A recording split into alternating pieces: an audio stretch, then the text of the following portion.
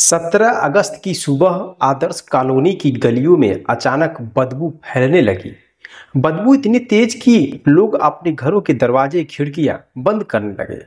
राजेश जी की पत्नी मिथिलेश जब छत पर गई तो उनकी नज़र उस नीले ड्रम पर पड़ी।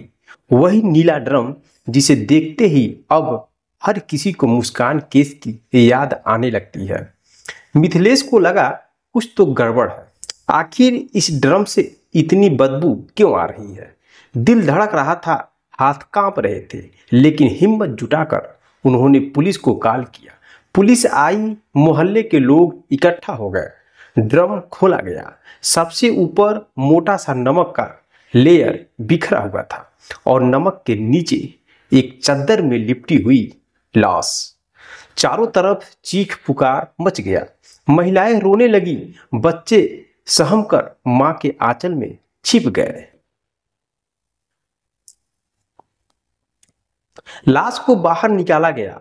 चेहरे पर खून और चोट के निशान थे। धीरे धीरे मोहल्ले वालों ने पहचान लिया, अरे ये तो सूरज है।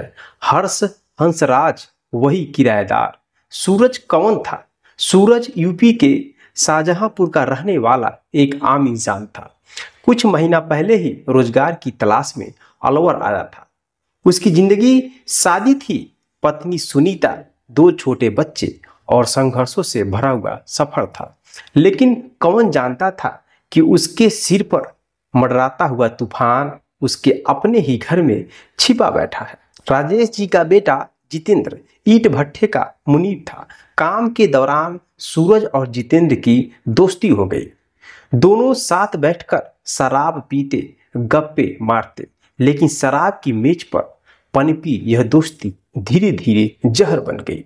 सुनीता और जितेंद्र की नजदीकियां बढ़ी। शुरू में बातें, फिर हंसी मजाक और धीरे धीरे रिश्ता उस हद तक पहुंच गया जिसे समाज अवैध संबंध कहता है। सूरज को अंदाजा हो गया था, वह अपनी पत्नी की आंखों में बदलते जज्बात पढ़ सकता था। उसका मन कहता, सुनीता अब मेरी नहीं रही। बरसात का मौसम आया, ईंट भट्ठे का काम बंद हो गया। सूरज बार बार कहता, चलो सुनीता अब गांव लौट चलते हैं, यहाँ अब कोई काम नहीं है। लेकिन सुनीता के दिल में गांव लौटने की कोई इच्छा नहीं थी, क्योंकि अब उसका दिल जितेंद्र में बस गया था। सूरज जैसे ही घर आने की बातें करता, जितेंद्र बेचैन हो उठता। उसके मन में डर था, अगर ये चला गया तो सुनीता भी चली जाएगी। नहीं, ये नहीं होना चाहिए। फिर वह रात आई, अब सब कुछ बदलने वाला था। जितेंद्र और सुनीता ने मिलकर योजना बनाई और सूरज को शराब पिलाई गई, इतनी कि वह नशे में बेसुध हो जाए, और फिर एक धारदार हथियार से उस पर वार किया गया। वार बार बार किया गया। सूरज की चीखें शायद कुछ सेकंड तक गूंजी होगी, फिर सब कुछ खामोश हो गया।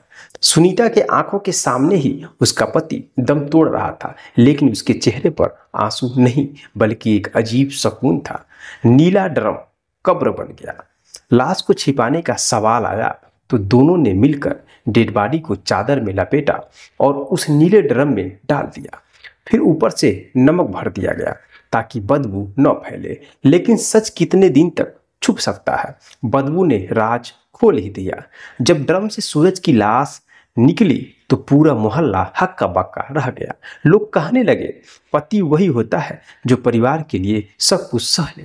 लेकिन पत्नी वही निकली जिसने उसके दिल पर खंजर घोंप दिया। सुनीता और जितेंद्र भागने की कोशिश में थे, लेकिन पुलिस ने उन्हें दबोच लिया। अब पूछताछ में धीरे धीरे सब सच सामने आ रहा है। इस कहानी में सबसे ज्यादा दर्दनाक पहलू है 2 छोटे बच्चे जो अब अनाथ हो गए। एक तरफ बाप ड्रम में मिल गया, दूसरी तरफ माँ जेल पे जाएगी। उन मासूमों की आंखों में सवाल है, हमने क्या गलती की थी? नीला ड्रम अब सिर्फ प्लास्टिक का बर्तन नहीं रहा, यह बेवफाई, लालच और खून का प्रतीक बन गया है। सूरज की कहानी हमें यह सिखाती है कि रिश्ते टूटते हैं तो सिर्फ 2 लोग नहीं, पूरी जिंदगी उजड़ जाती है। अब सबसे बड़ी सच्चाई यह है कि गुनाह कितना भी छुपाया जाए, बदबू आखिरकार सब राज खोल ही देती है। मेरे दोस्तों, आजकल ऐसी घटनाएं बहुत सारी घट रही हैं, और यह घटना मैं आपके सामने इसलिए लेकर आया हूँ ताकि आप सतर्क और जागरूक हो जाए, कहीं आपके साथ भी ऐसी घटना न घट सके। आप लोगों की राय क्या है इस घटना के बारे में और पति और पत्नियों के संबंध के बारे में कमेंट बॉक्स में कमेंट जरूर करिएगा। मिलते हैं नेक्स्ट वीडियो में नेक्स्ट कहानी के साथ, तब तक के लिए जय हिंद जय भारत।